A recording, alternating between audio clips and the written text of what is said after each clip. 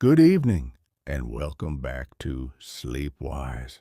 Tonight, we drift into a story about speed and about a dream that rose into the sky and then, very quietly, came back down.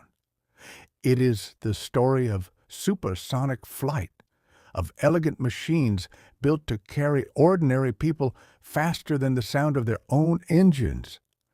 And it is the story of why those machines have almost entirely vanished from the air. There was a time when the future seemed to be measured in speed. To go faster was to be modern, to be bold, to belong to the years still ahead. For a brief and glittering window, a person could buy a ticket and outrun the sound of the world. Then, one by one, the great supersonic airliners fell silent. The runways that once trembled beneath them grew calm. The dream did not collapse in a single dramatic moment, but faded slowly, like a sound traveling away across open water. If these quiet journeys help you rest, you can follow SleepWise and share it with someone who might enjoy falling asleep while learning something new. There is nothing to solve here tonight, no need to keep up, no need to remember every name or number. We will move slowly and let the shape of the story arrive on its own. To begin, picture a clear afternoon sky and a single aircraft far overhead. It is moving so quickly that the air itself cannot quite slip out of the way in time.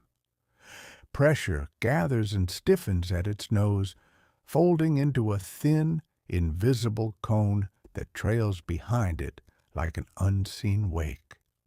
For a long moment, there is only silence below, because the aircraft is outrunning the very sound it makes. Then the cone sweeps across the ground, and the gathered air lets go all at once. A deep double crack of thunder rolling over fields and rooftops and quiet streets. People look up, startled, at a sky that appears completely empty. That sound has a name. It is called a sonic boom, and for a time it was treated as the signature of progress itself, the audible proof that human beings had crossed a threshold once believed impossible. To hear it roll across the sky was to feel, in the chest as much as in the ears, that the world had quietly stepped over a line into some new and faster age. But long before any passenger heard it from a padded seat, that threshold carried a darker reputation. Pilots spoke of it carefully, almost superstitiously, as though it were a solid wall hanging somewhere in the air. A place where aircraft trembled, where controls seemed to reverse themselves, where more than one machine had shaken itself to pieces. They called it the sound barrier. Some doubted it could be crossed at all, and spoke of it as though the sky itself had drawn a line no machine was ever meant to pass. And for years, no one was entirely certain what waited on the far side of it, or whether a person could pass through and come safely home again. The fear of the sound barrier was not foolish at all. As an aircraft approaches the speed of sound, the air in front of it begins to pile up rather than flow smoothly aside. Shock waves gather along the wings and body, and the gentle rules that had guided flight for half a century begin to bend in unfamiliar ways.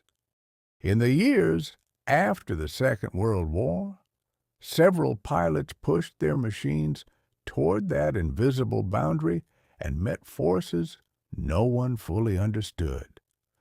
Some aircraft shuddered so violently that they came apart in the sky. Others pitched and rolled without warning, and a number of brave flyers were lost, reaching toward a place they could not see. So engineers built a machine for the single purpose of finding out what lay beyond. It was the Bell X-1, a small blunt-nosed rocket plane shaped deliberately like a rifle bullet. A bullet was one of the few familiar things known to travel faster than sound and remain steady, and the shape seemed worth trusting. The X-1 did not climb from a runway under its own power. It was carried high into the sky beneath the belly of a larger bomber, then released like a stone, falling free before its rocket engine lit and hurled it forward. Each flight was brief, for the fuel lasted only minutes, and each one carried real and obvious danger. The pilot, chosen to ride it past the barrier, was a young American named Chuck Yeager, a former fighter pilot with a steady, unhurried calm. He was not a man given to drama, which may be part of why he was trusted with something so dangerous. In the autumn of 1947, above the dry lake beds of the California desert, he folded himself into that cramped cockpit with two cracked ribs he had quietly hidden from his superiors, having fallen from a horse only days before. Released from the bomber, he lit the rocket and pressed forward into the region pilots feared. The little aircraft began to shake. The needle on his instruments climbed toward the speed of sound, and then, strangely, the buffeting smoothed itself away into a sudden, gliding stillness. On the ground, observers heard it before they understood it. A sharp clap of thunder rolling across the empty desert from a perfectly clear sky. He had done it. He had flown faster than sound and returned unharmed. And in that moment, the wall that had haunted aviation revealed itself to be no wall at all, but a threshold, one that could be crossed with the right shape, the right power, and the right steadiness of nerve. The barrier had always been less a place than a problem. Yet, solving it for a single, small rocket plane was one thing. To imagine doing the same with a great airliner with 100 passengers seated behind their breakfast trays was something far stranger and far more demanding. And before anyone could attempt it, they would have to reckon with the sound the machine left behind. To understand why that ambition would prove so difficult, it helps to sit for a while with the sound itself, the boom, and what it truly is. It is one of the most misunderstood noises in the world, and one of the most important to our story. Once you understand the boom, much of what follows tonight begins to make a quiet kind of sense. We tend to imagine that an aircraft makes a single boom at the very instant it breaks the sound barrier, like a balloon popping once and then falling quiet.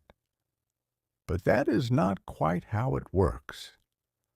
The truth is gentler to picture and stranger to hold in the mind.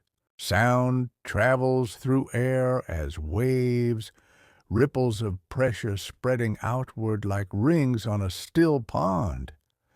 When an aircraft moves slowly, those ripples race out ahead of it, quietly warning the air of its approach. The air then has time to part and let the machine slip through. But when the aircraft moves faster than its own sound, it outruns those warning ripples entirely. The air ahead receives no notice that anything's coming, so the pressure waves can no longer spread out in front. Instead, they pile together into a single, sharp cone of compressed air, anchored to the nose and tail and trailing back across the sky.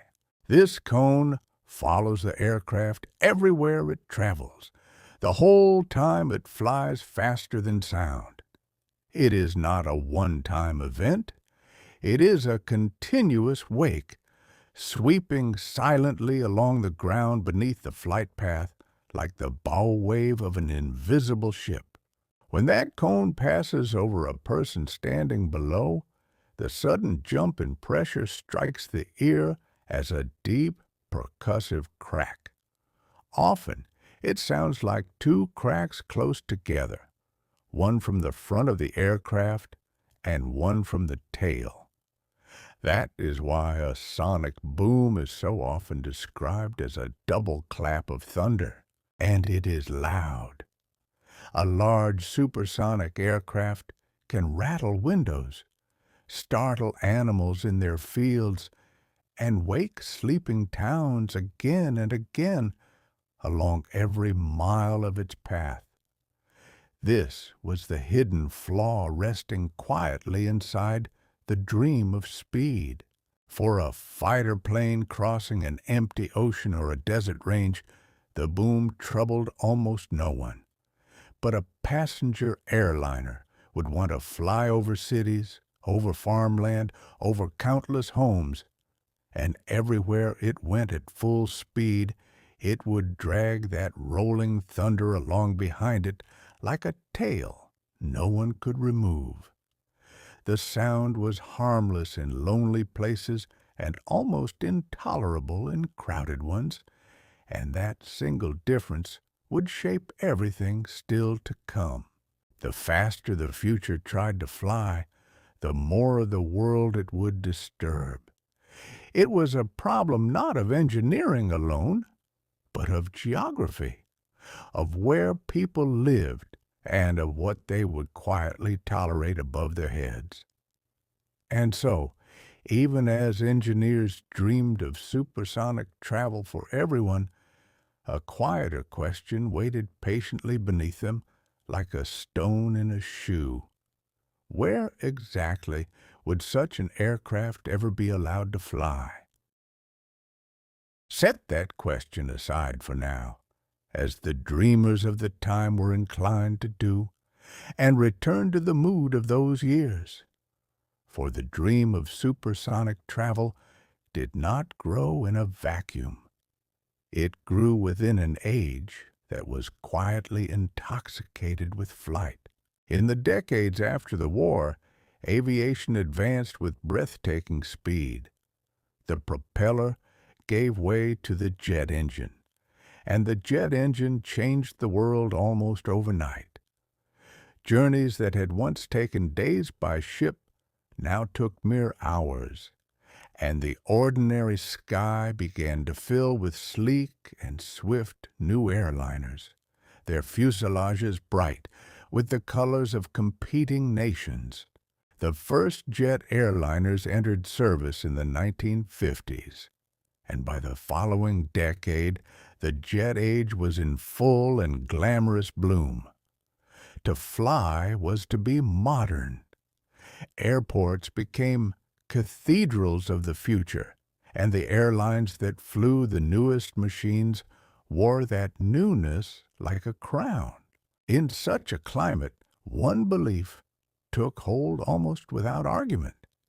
Each generation of aircraft had been faster than the one before, so surely the next leap was simply more speed. If jets had replaced propellers, then supersonic jets would replace ordinary ones, and the world would keep accelerating gladly into the future. Engineers began to speak of the supersonic transport, a passenger aircraft that would cruise far faster than sound, crossing whole oceans in half the usual time. A traveler might leave one continent after breakfast and arrive on another before lunch, having flown faster than the very turning of the clocks beneath them. Some imagined a day when such travel would feel entirely ordinary, when crossing the world at twice the speed of sound might become as unremarkable as boarding a train. It was a genuinely thrilling idea, and it captured the imagination of governments as much as engineers. National pride attached itself quickly to the dream.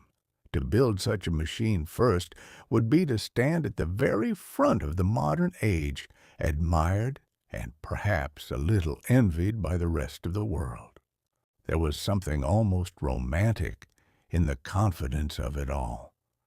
The technical difficulties were enormous, the costs scarcely imaginable, and the unanswered questions many. Yet the spirit of the time waved such doubts politely aside, certain that human ingenuity would find a way, as it always seemed to in the end. And so, in more than one country, in great guarded design halls, teams of engineers bent over drawings of impossibly slender aircraft. They were not merely sketching a faster plane. Many of them believed, with quiet conviction, that they were drawing the shape of everything that was to come. 3 great efforts would rise from that single shared belief in 3 different corners of the world. Each set out to seize the future and hold it first, and almost none of it would unfold the way its dreamers so confidently imagined. The first of those efforts was born from an unlikely friendship between old rivals. It was a rivalry old enough to have crossed centuries and battlefields, and yet, faced with a problem neither could truly afford alone, the 2 old adversaries found themselves leaning quietly toward one another. Britain and France had each been studying supersonic transport on their own, and each had arrived at the same uncomfortable truth. The cost was simply too great for one nation to carry alone. So, in the mid-1960s, the 2 countries signed a treaty to build such an aircraft together.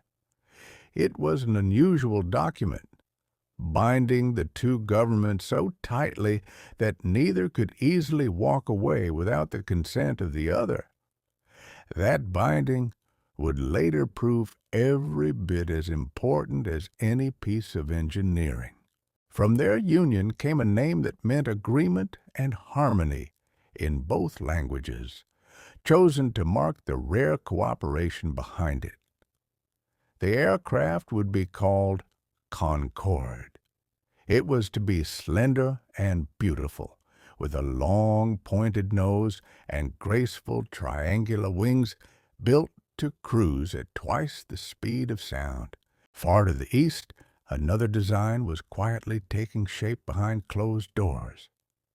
The Soviet Union, unwilling to be left behind in any contest of prestige, set its own engineers to work on a supersonic airliner. It came from the renowned Tupolev Design Bureau, and it was named the Tu-144. The Soviet aircraft looked startlingly similar to its Western cousin, so similar that observers gave it a teasing nickname, folding the 2 names together into one. The resemblance stirred quiet suspicions about how the design had come together so swiftly. But the deeper truth was simpler. Aircraft built to obey the same laws of physics at the same speeds tend to arrive at the same shapes.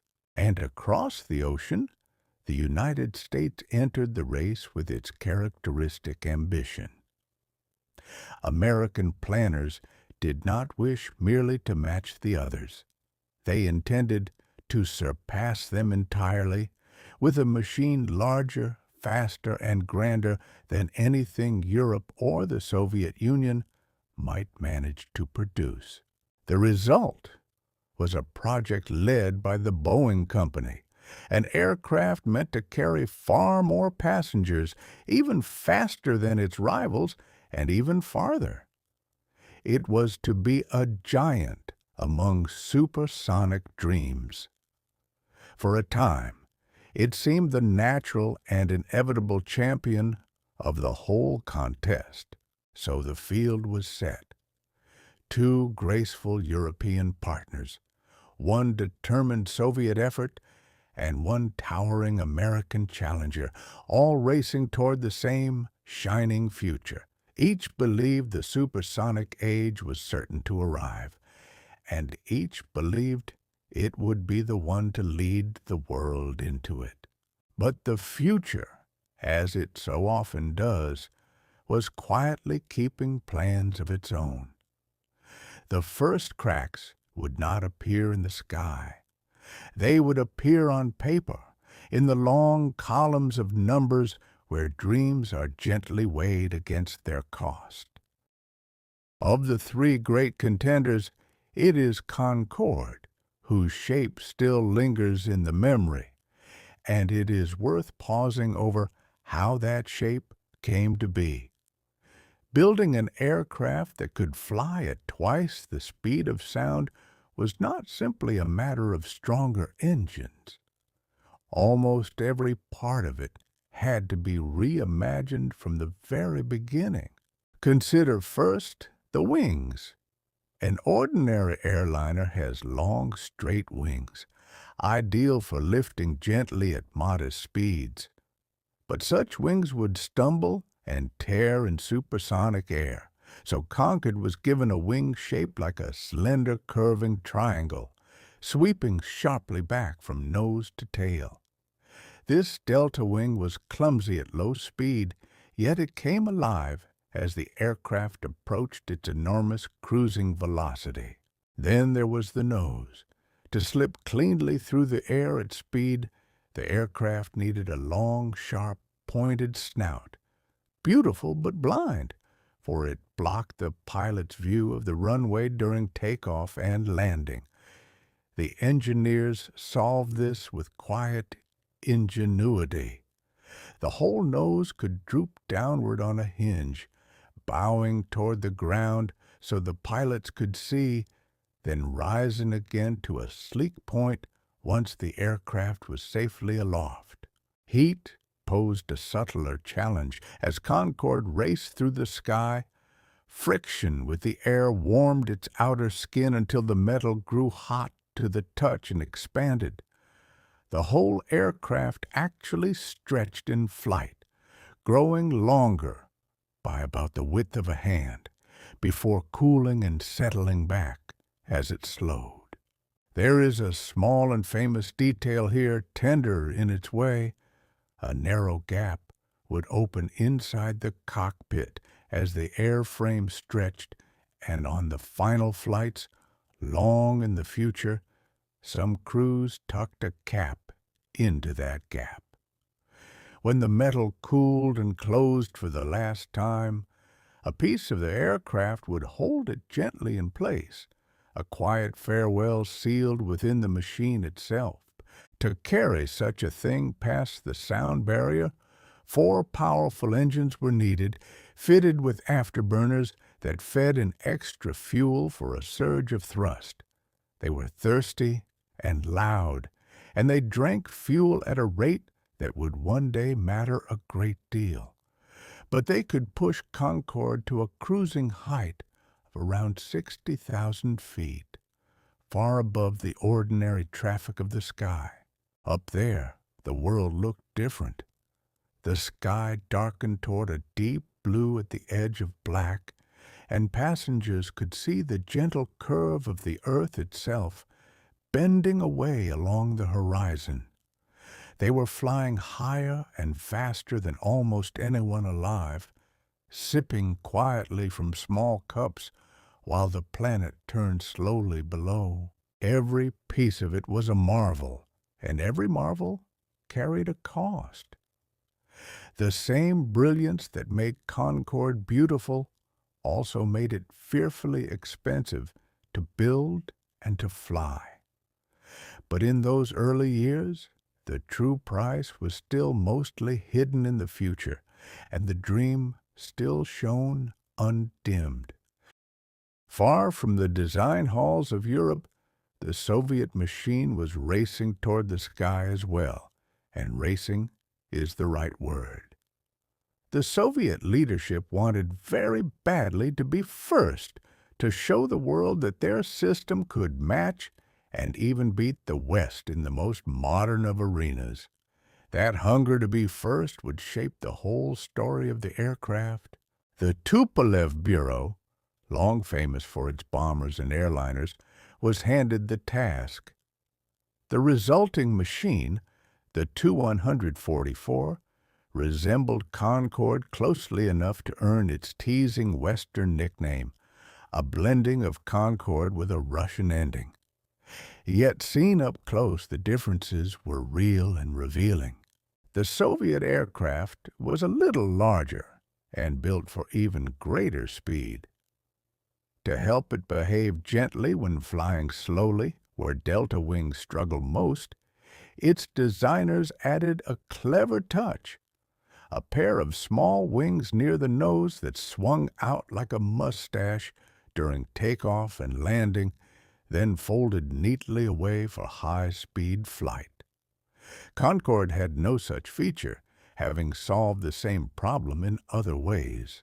And the Soviets achieved their great ambition.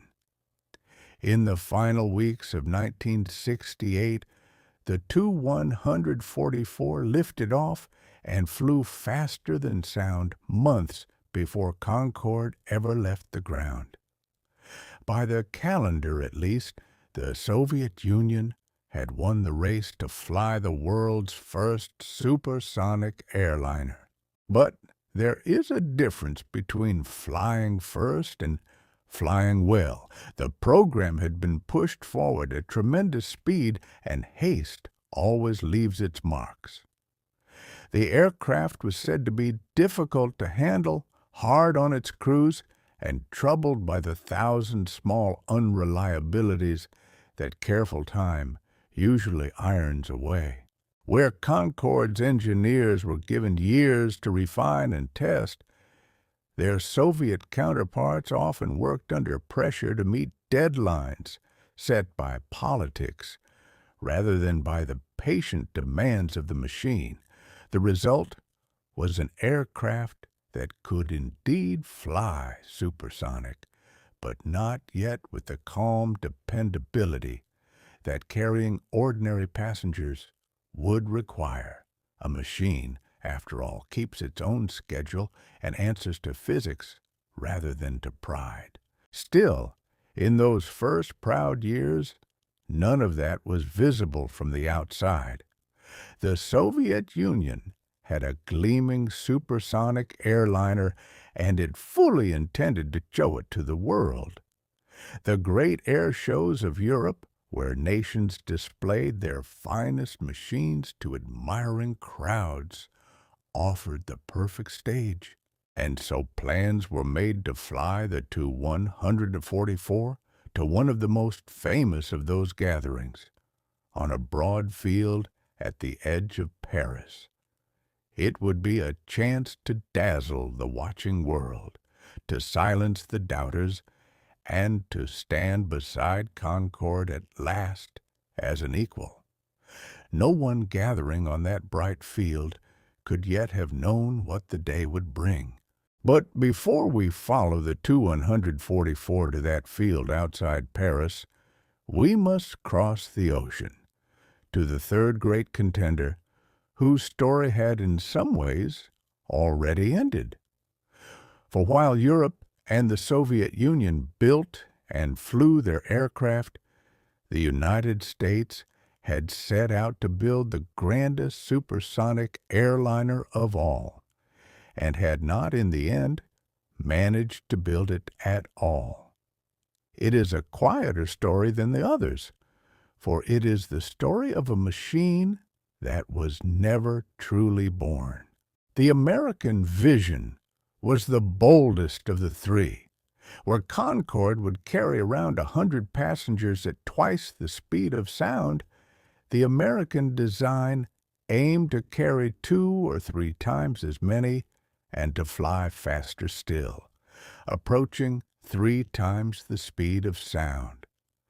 At such speeds, ordinary aluminum would soften in the heat, so the aircraft would have to be built largely of titanium, a metal far harder to shape and far more costly to afford. The leading design from the Boeing company began with an especially ambitious idea: wings that could swing. They would spread out wide for slow, gentle takeoffs and landings, then fold back against the body for the supersonic dash. It was elegant on paper, but the swinging mechanism proved so heavy and so complex that the engineers were forced at last to abandon it for a simpler, fixed shape. With each problem solved, another appeared, and the costs climbed steadily. The aircraft grew heavier, more complicated, and more expensive, and the day when it might actually fly kept drifting further away. The grand machine existed mostly as drawings and full-sized wooden models, a future that stubbornly refused to become a present. Then the mood of the world began to shift beneath the whole endeavor. A growing movement of citizens and scientists raised troubling questions about the sonic boom rolling across the land, about the roar of such engines near airports, and even about whether high-flying fleets might harm the delicate upper reaches of the atmosphere. The dream of pure speed was meeting for the first time a serious and organized public doubt. In 1971, after long and bitter debate, the government of the United States voted to stop paying for the project. Without that support, the aircraft could not survive, and it was quietly canceled. The largest and most ambitious of the 3 supersonic dreams ended without ever once leaving the ground. There is something instructive in that ending, held without blame. The American failure was not simple foolishness. It was, in part, the price of aiming so high that the difficulties multiplied beyond what money and patience could bear, and so the field of 3 had quietly become a field of 2. Concorde and the Tu-144 remained, each still believing in the future, each still climbing toward it. One of them was about to fly to Paris. The great air show outside Paris was, and remains, one of the proudest gatherings in all of aviation. Every other year, the finest aircraft in the world come to a field at Le Bourget to be admired and to perform before enormous crowds. In the early summer of 1973, both supersonic airliners came to that field together. For the Soviet Union, this was a moment of immense pride.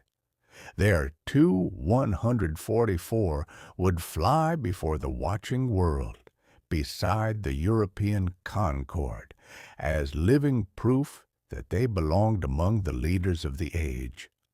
Both aircraft were to perform, and the rivalry hung in the warm air like the charge before a storm. Concorde flew its display, and then the Tu-144 took to the sky for its own. What exactly happened next has never been fully and certainly explained, and it is right to be careful with a story that costs lives. The aircraft climbed, then entered a steep descent, and as the crew tried to pull out of it, The airframe could not bear the strain and broke apart in the air. It came down upon the village of Goussainville below. The 6 men aboard were lost, along with several people on the ground, and a number of homes were destroyed. In a single instant, a day meant for wonder had turned into one of grief. It is a hard thing to fold into a story meant for rest, and so we will hold it lightly here, with quiet respect for those who did not come home that day. The causes have been argued over ever since, gently and not so gently.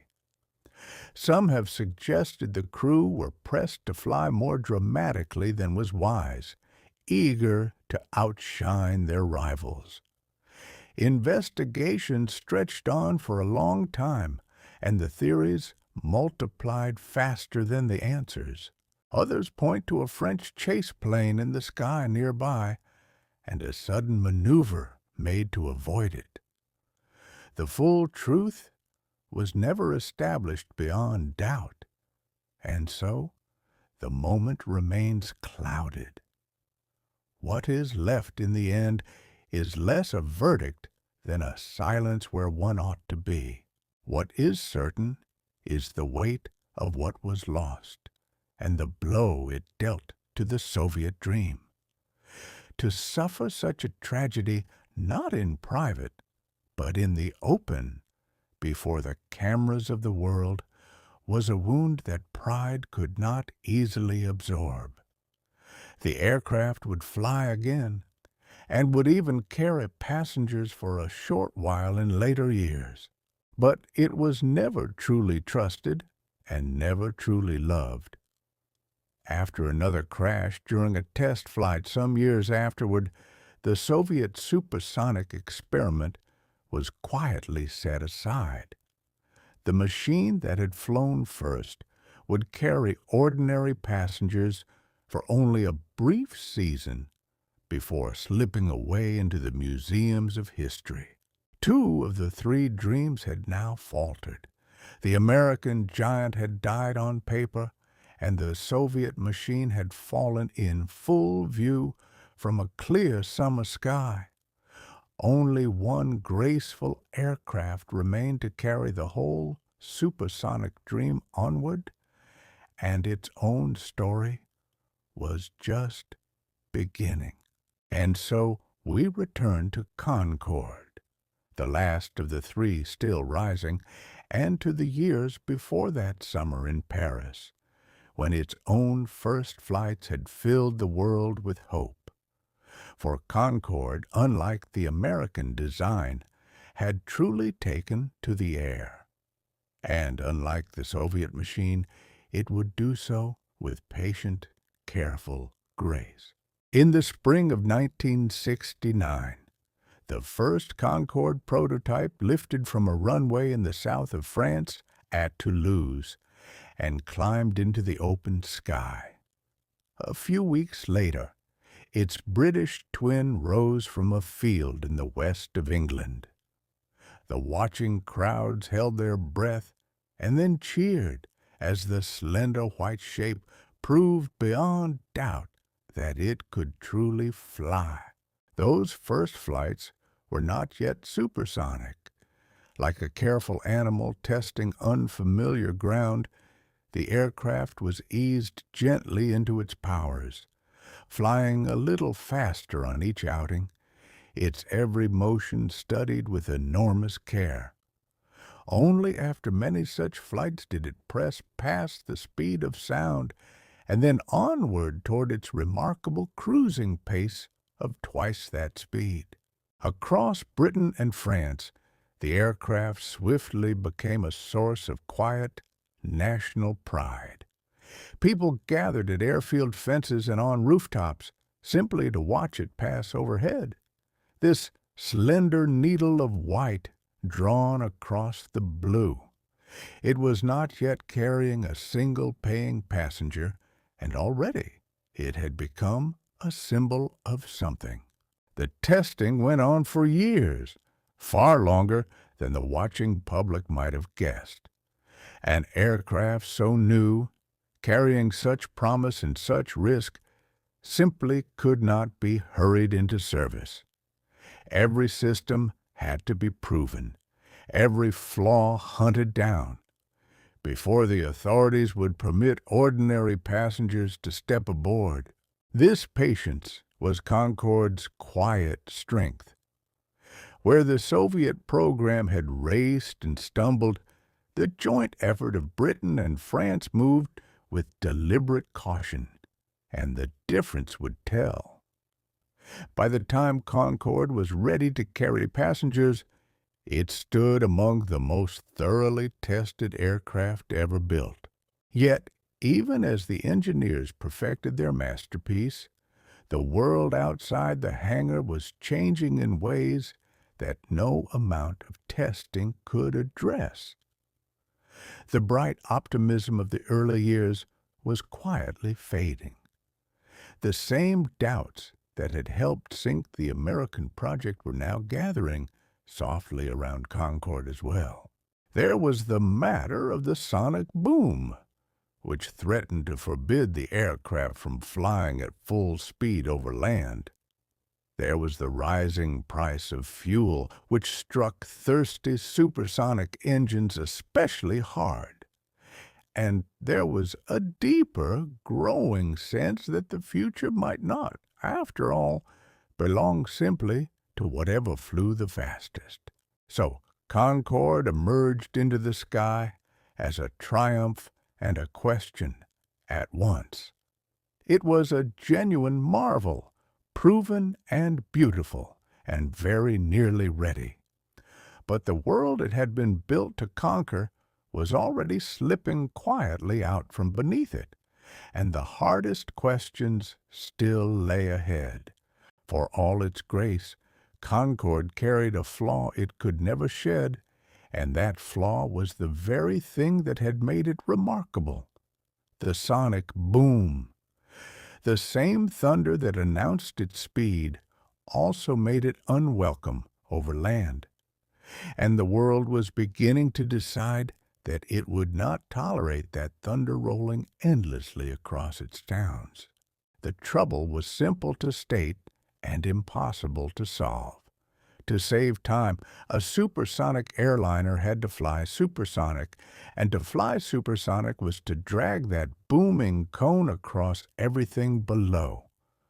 Over open ocean, this disturbed no one, but over inhabited land it meant rattling windows and broken sleep along thousands of miles of flight path. By the early 1970s, governments had begun to act. The United States, where the dream had once burned brightest, moved to forbid civil aircraft from flying faster than sound above its land. Other nations weighed similar limits, and the map of the world quietly filled with regions where Concorde would have to slow to an ordinary pace. This was a quiet catastrophe for the aircraft's whole purpose. A supersonic airliner forced to crawl across continents was little better than a very expensive ordinary jet. The only routes where its speed could be fully used were those that crossed wide and empty stretches of sea. And the boom was not the only complaint. Concorde's engines, straining for thrust on takeoff, were tremendously loud, and the communities living near airports were in no mood to welcome more noise. A growing environmental movement, newly powerful and newly heard, took up the cause against the aircraft. Protesters gathered, petitions circulated, and the newspapers filled with arguments for and against the machine.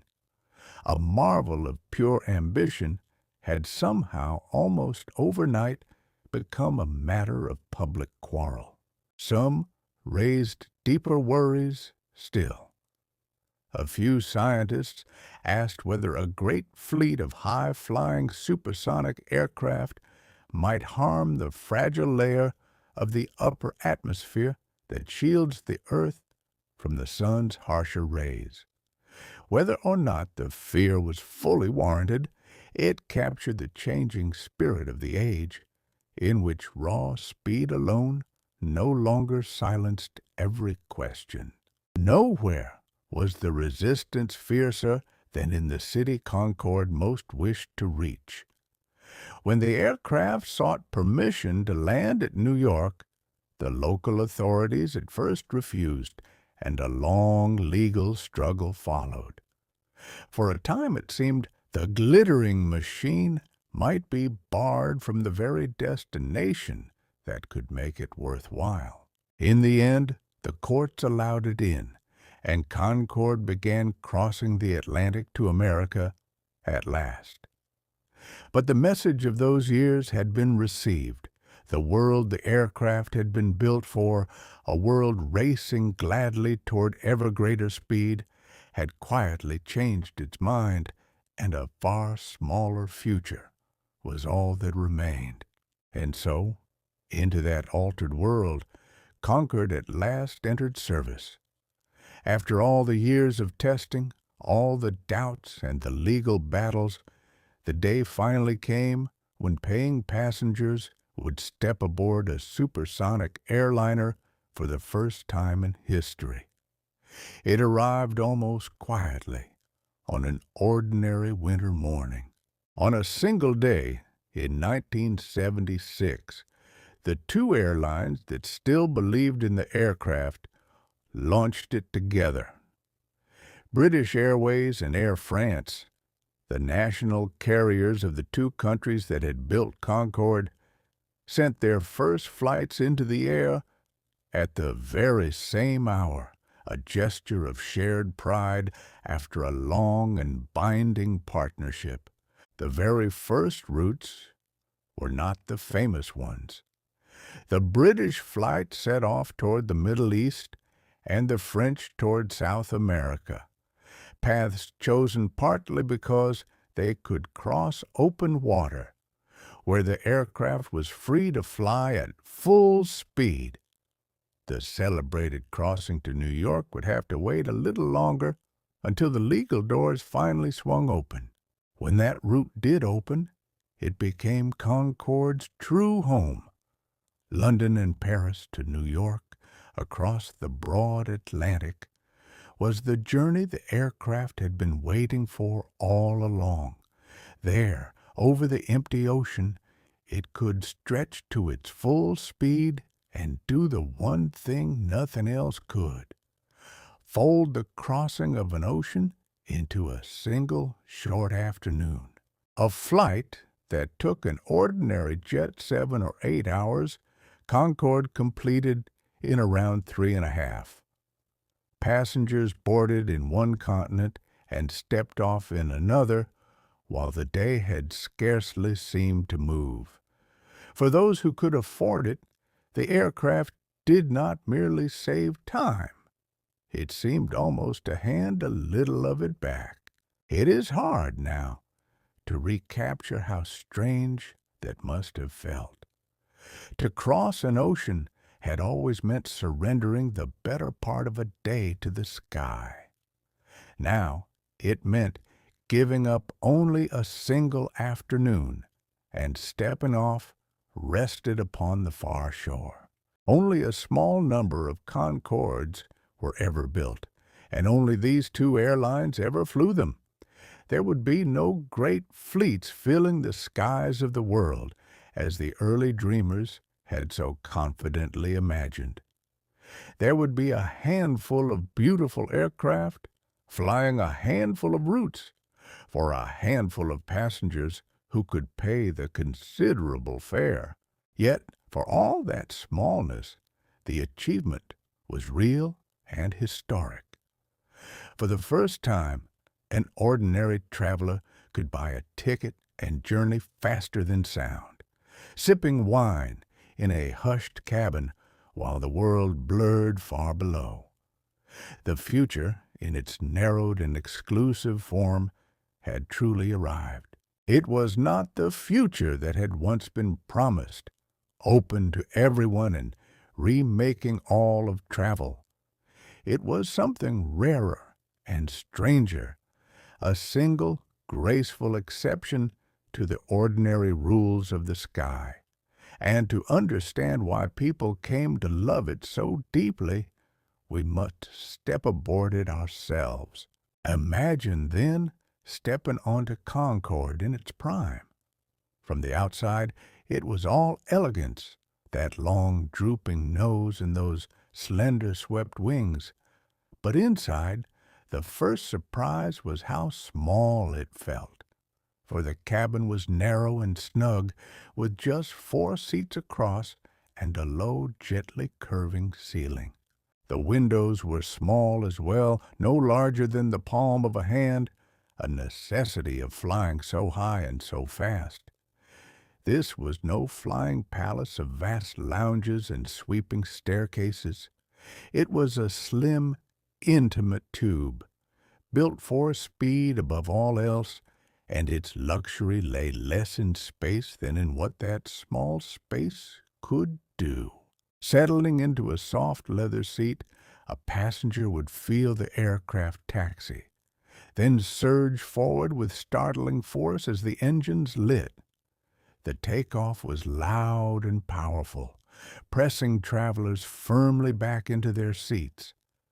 Then came the long climb out over the ocean, toward heights that ordinary travelers never reached.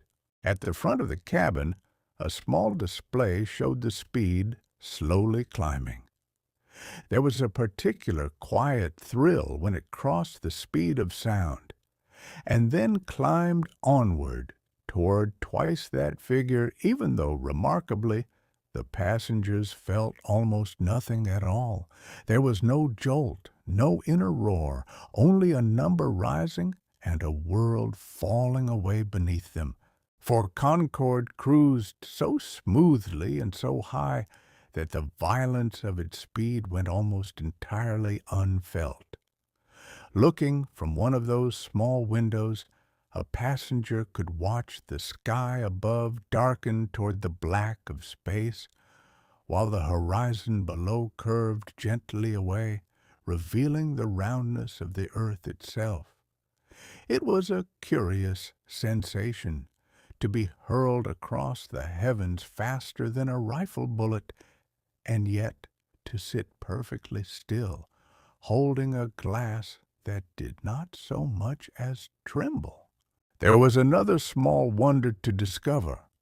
The friction of the rushing air made the cabin walls and windows faintly warm to the touch, a gentle heat born of flying faster than sound. Passengers would rest a hand against the window and feel, through that warmth, the sheer speed of their own passage. And then there was the strange gift of time. Flying westward across the Atlantic, against the turning of the clocks, Concorde could arrive in New York at an earlier hour than it had left London. One could, in a sense, land before one had departed, having simply outrun the afternoon. Business people used this to extraordinary effect, attending meetings on 2 continents within a single working day. For others it was simply a marvel to be savored, a small and pleasant defiance of the ordinary order of the hours. The meals were fine, the wine flowed freely, and the company was often famous, for the fares were high enough that mostly the wealthy and the celebrated flew. To step aboard was to enter a small, swift, exclusive little world. And for the better part of 3 decades, that world held a particular and glittering allure. Yet beneath all that glamour lay a difficult truth that had shadowed Concorde from the very start. As a feat of engineering, it was a triumph, but as a business, it had never truly worked. The numbers, when one looked closely at them, told a far harder story than the gleaming aircraft suggested. In the beginning, the makers had dreamed of selling Concorde across the world. Airlines from many nations had expressed their interest, placing tentative orders for dozens of aircraft. And for a time it seemed the skies might one day be full of them. Then, one by one, those orders quietly fell away. It is a strange thing to watch a future evaporate. No single dramatic moment marked it, only a slow and steady drift, as airline after airline reconsidered, hesitated, and at last turned away. Several heavy blows landed close together. The bans on flying supersonic overland erased most of the routes where the aircraft truly made sense. A sudden, steep rise in the price of fuel struck its thirsty engines especially hard, and a rising tide of environmental concern made many airlines wary of being seen to fly such a machine. When the orders vanished, only the two national airlines remained, and even they did not so much buy their Concordes as quietly receive them. The governments of Britain and France, having poured enormous sums into building the aircraft, were left to absorb much of the cost. The dream had been paid for in large part by the taxpayers of two nations. The development had cost far more than anyone first promised, swelling year upon year as the difficulties multiplied. In the end, the program never came remotely close to repaying what had been spent on it. Measured purely in money, Concorde was, by most honest reckonings, a loss. There is no shame in that, only the plain arithmetic of a machine built ahead of its own economics.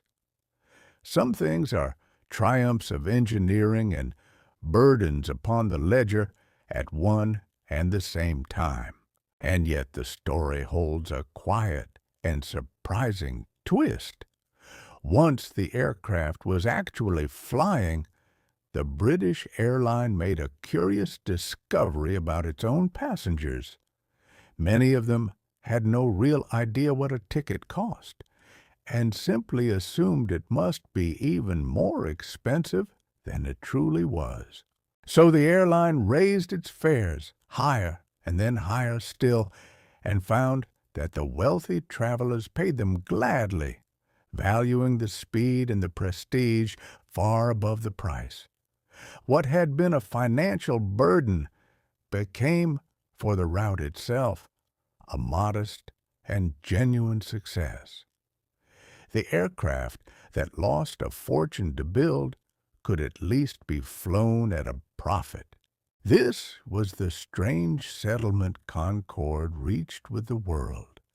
It would never be the mass-market future of flight that its makers had imagined, but it could endure, quietly and expensively, as a jewel for those who could afford it, for as long as the two airlines cared to keep it aloft. And keep it aloft they did, for far longer than anyone might have guessed. Through the 1980s and into the 1990s, Concorde settled into a long and steady middle age, no longer the herald of a coming revolution, but a treasured fixture of the skies. The revolution had not come, and yet the aircraft remained. It became something it had never quite set out to be. Not the future of all travel, but an icon, a symbol of glamour and speed, and a certain idea of the modern. To fly aboard, it was a story one told for years afterward. To see it pass overhead was to stop and point and watch until it had gone. The same small fleet flew the same prized routes year after year with a steadiness that the early doubters might have found surprising. crews grew deeply familiar with the aircraft's particular character and moods. Regular passengers came to know one another, a small society of travelers quietly bound by the speed they shared. Beyond the daily crossings, Concorde took on a second life as a bringer of occasions. It was chartered for special journeys, flown around the world by the adventurous and the wealthy, brought out to mark celebrations and to thrill those who had only ever dreamed of riding it. It had become, in its quiet maturity, a kind of flying celebrity in its own right. There is a particular fondness reserved for things that endure past their expected season. Concorde had outlived the very doubts that nearly killed it, and in surviving had earned a place in the public heart that mere usefulness could never have bought. There was a gentle irony folded into all of this. The aircraft built to make supersonic travel ordinary had instead made it extraordinary, precisely because it had remained so rare. Its scarcity, born of all those vanished orders, had quietly become part of its magic. And so the years passed, calm and largely uneventful, in a way that suited the aircraft's strange dignity. It had survived its difficult birth, the loss of both its rivals, and the doubts of a changing world. It had found a small, secure place in the sky, and it seemed it might simply go on holding that place forever. For more than a quarter of a century, that was very nearly what it did. Beautiful, expensive, and beloved, Concorde flew on, while the world below grew so used to the sight of it that people assumed, without ever quite saying so, that it always would be there. Children who had once watched it as a wonder grew up and watched it still, until the aircraft seemed to belong to time itself rather than to any passing year. But no era lasts forever, however settled and permanent it appears. The long, quiet afternoon of Concord was drifting, all unknowing, toward a single, terrible summer day. And after that day, nothing about the aircraft's future would ever feel quite certain again. It came in the summer of the year 2000, on a warm afternoon at an airport outside Paris. A Concorde of the French airline was preparing to depart for New York, carrying a full load of passengers bound across the Atlantic. There was nothing in the moment to suggest that anything was wrong. But unknown to anyone, a small strip of metal lay on the runway ahead, fallen from another aircraft that had taken off shortly before. As the Concorde gathered speed for its own departure, one of its tires struck that strip and burst, and from that small and ordinary misfortune a chain of events unfolded with terrible swiftness. A large piece of the bursting tire was flung upward against the underside of the wing. The force of the impact ruptured a fuel tank within, and the leaking fuel caught fire as the aircraft raced down the runway. In a matter of seconds, the Concorde was committed to flight with a fire trailing behind it. The crew did everything their training and their courage allowed. But the damage was beyond saving, and the aircraft could not gain the height or the power it so desperately needed. It came down a short distance from the airport, near the town of Gonesse. And there the long, unblemished safety of Concorde came to its end. There is a cruelty in how small the first cause was. A single fallen strip of metal A few inches of debris on a runway had set in motion the loss of so much. The grandest of machines had been undone by the humblest of accidents. All 109 people aboard were lost, and several more upon the ground. It was the only such disaster in the aircraft's history, and that was part of what made it so shattering. For decades, Concorde had carried its passengers without a single fatal accident, and had seemed almost untouchable. In a single afternoon, that aura of invincibility was gone. The aircraft that had stood for the very triumph of engineering had suffered the worst that flight can bring. The world watched and grieved and understood that something had shifted that could not be shifted back. For those who loved the aircraft, the grief was twofold. There was sorrow for the lives lost, first and deepest. And there was a quieter ache as well, for the end of a certain innocence, the close of the long belief that this particular marvel was somehow beyond all harm.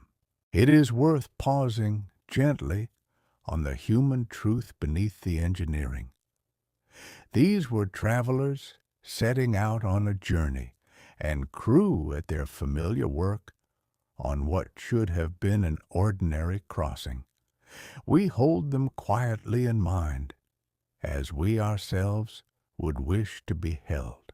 In the aftermath, the entire fleet was grounded at once. No Concorde would fly again until the cause was understood and the danger addressed. For the first time in a quarter of a century, the slender white shape vanished from the skies, and the world waited to learn whether it would ever return. The cause, once it was found, was clear enough to act upon. Engineers set to work strengthening the aircraft against the very chain of misfortune that had brought it down. The fuel tanks were lined with a tough protective material, the tires redesigned to resist bursting, and other quiet safeguards added throughout. The work took more than a year, and it was costly, but it was done with great care, and in time the modified Concorde was judged safe to fly once more. In the autumn of 2001, the aircraft returned to the air, and for a moment it seemed the old era might simply resume where it had left off. For a brief season, the familiar shape crossed the Atlantic once again, and those who had feared the worst allowed themselves to hope. The faithful passengers returned, and the crews resumed their long-practiced routines. It seemed for a little while that the story might simply carry on as before. But the world it returned to had darkened.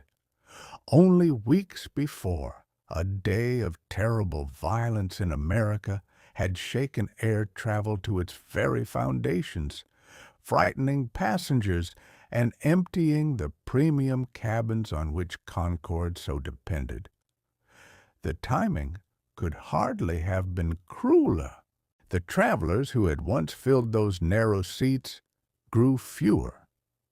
The costs of keeping so specialized a fleet flying, always high, grew harder and harder to justify against the dwindling demand. An aircraft already expensive in the best of times was now flying into a colder and more cautious age. There was another quiet blow as well. The companies that built and supported Concorde, weary of sustaining so small and so old a fleet, signaled that they would no longer provide the specialized care the aircraft required. Without that support, keeping it safely in the air would become all but impossible. Each of these troubles, taken alone, might have been weathered, as the aircraft had weathered so much before. But they did not arrive alone. They arrived all together, pressing in from every side at once, in a way that no amount of devotion could hold back. The arithmetic, long strained, finally broke. In 2003, the two airlines announced together, just as they had begun together, that Concorde would be retired. After more than a quarter of a century of service, the only supersonic airliner in the world would be quietly taken out of the sky, and so the date was set for the very last flights. The aircraft that had seemed to belong to time itself was given at last an ending of its own. There remained now only the farewell and the strange new silence that would follow it. The farewell, when it came, was unlike anything the aircraft had known. In its final days, Concorde flew a series of last journeys, and wherever it went, crowds gathered to say goodbye. People who had never flown aboard it, and never would, came simply to watch it pass one last time. On its final day of service, several Concordes returned home to land together, one after another, before enormous crowds pressed against the airport fences. Many in those crowds wept openly. They had come to bid farewell not merely to a machine, but to something the machine had come to mean, a confidence, a glamour, a particular dream of the future. Then the engines fell silent and did not start again. The aircraft were towed away to begin their quiet retirement, no longer travelers now, but monuments. One by one, the Concordes were sent to museums across the world, where they rest to this day. There is a strange dignity in a great machine at rest. Stripped of its purpose, it becomes something else entirely, a kind of monument to ambition, visited and admired, but never again to fly. You can visit them still in Britain and France, in the United States, and beyond. Children climb the steps into those narrow cabins and marvel that anything so cramped once flew faster than sound. The aircraft sit motionless now, their drooping noses lowered, gleaming under indoor lights, going nowhere at all. And with their retirement, something quietly remarkable happened, something that is easy to miss.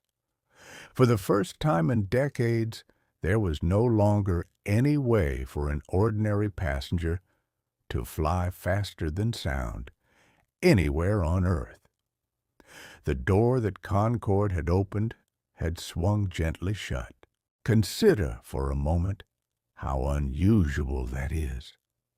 In almost every field, technology presses forward, growing faster, smaller, more capable with each passing year. But here, in the simple matter of how swiftly a person could cross the world, humanity reached a height, held it for a single generation, and then stepped quietly back down. We had learned to fly faster than sound, and had carried passengers that way for nearly 3 decades. And then we stopped and went slower once again. The fastest way to cross the Atlantic by air today is slower than it was in the years when Concorde flew. It is one of the very few times the long human story of speed has run quietly, in reverse. It is worth sitting with that thought for a moment, here in the quiet. We so rarely give anything back once we have gained it. Yet here was a real capability the world had truly possessed, and then gently and deliberately chose to let go. This is the deep puzzle resting at the heart of our tale. Why would such a marvel be abandoned? Why would the future, once reached, be allowed to slip away? To answer that gently, we must gather the threads of the whole long story and weigh them together. So why did supersonic travel rise and then quietly fall? It is tempting to search for a single villain or a single fatal mistake, but the truth is gentler and more honest than that. Concorde did not fall because anyone was foolish. It fell beneath the slow gathered weight of many things at once. To understand the fall, one must hold several truths together, none of them villainous, and let them simply rest side by side. It was never any single thing.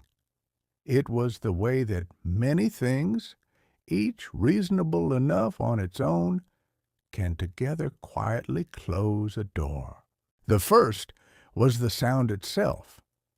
The sonic boom meant the aircraft could never fly at full speed over land, and so it was forever shut out of most of the world's busiest routes. A machine that could only show its great gift above the open ocean was a machine with very few places left to go.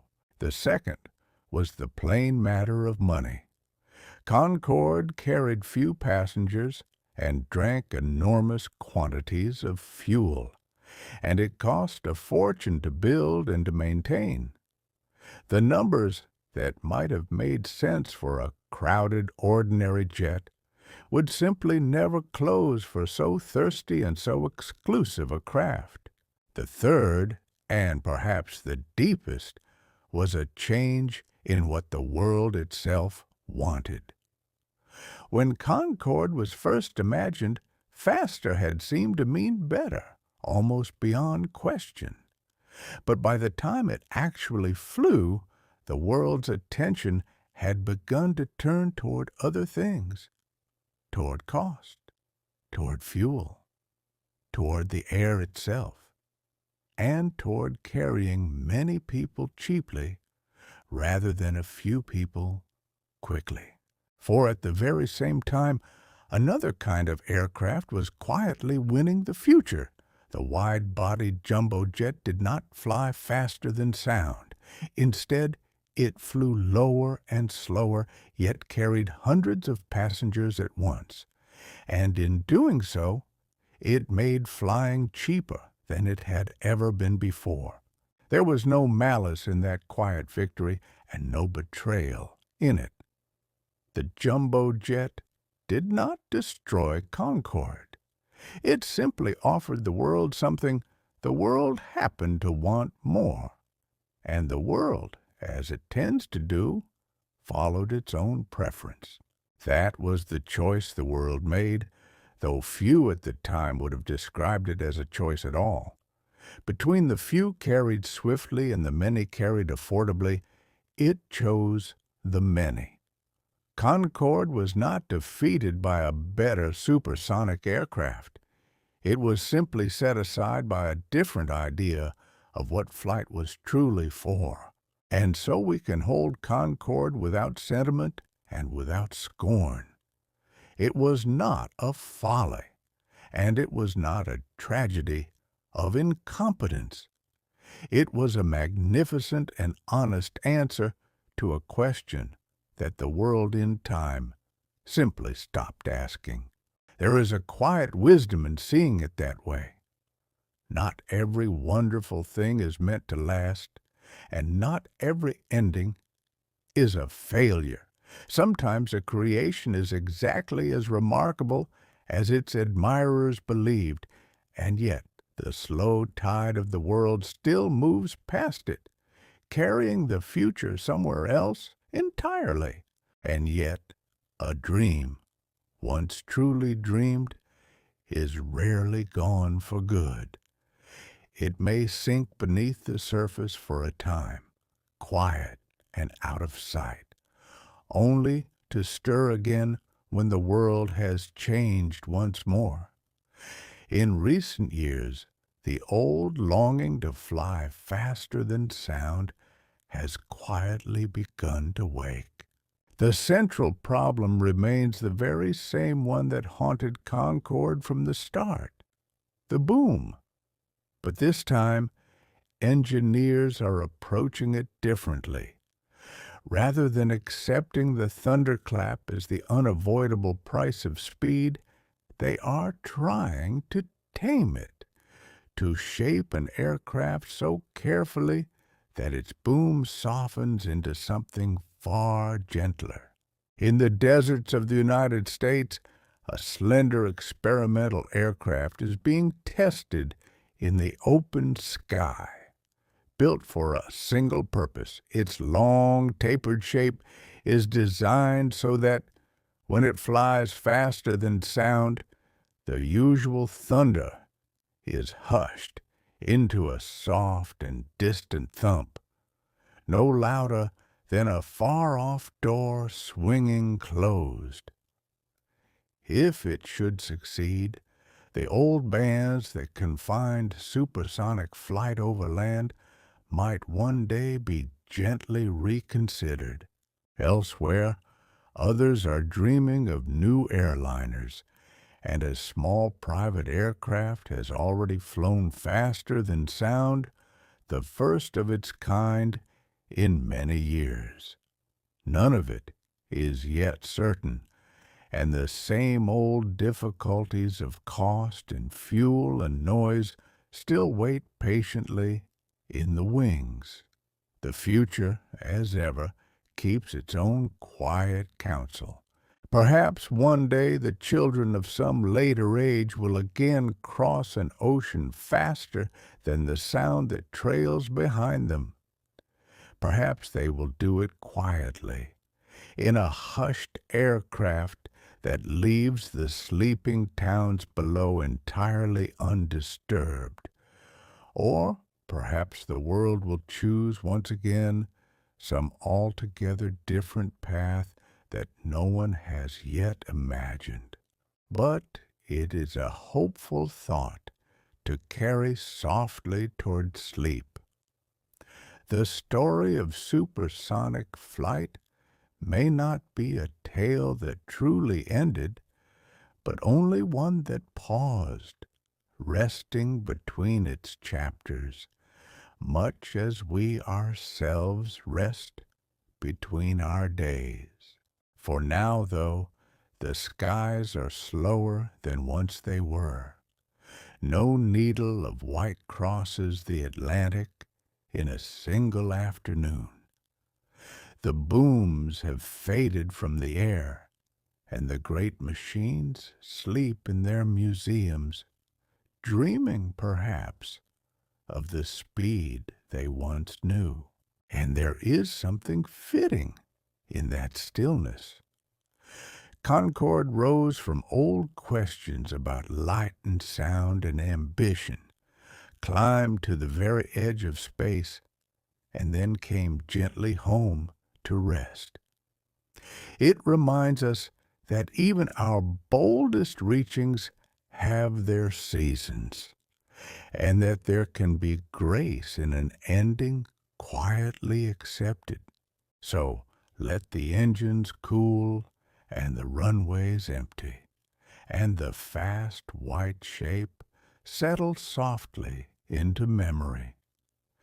You do not need to outrun the night, or fold the hours, or cross any ocean before the morning. You need only rest here, slow and safe and still, while somewhere far above you, the patient sky keeps turning. The world slows, and so do we. Good night.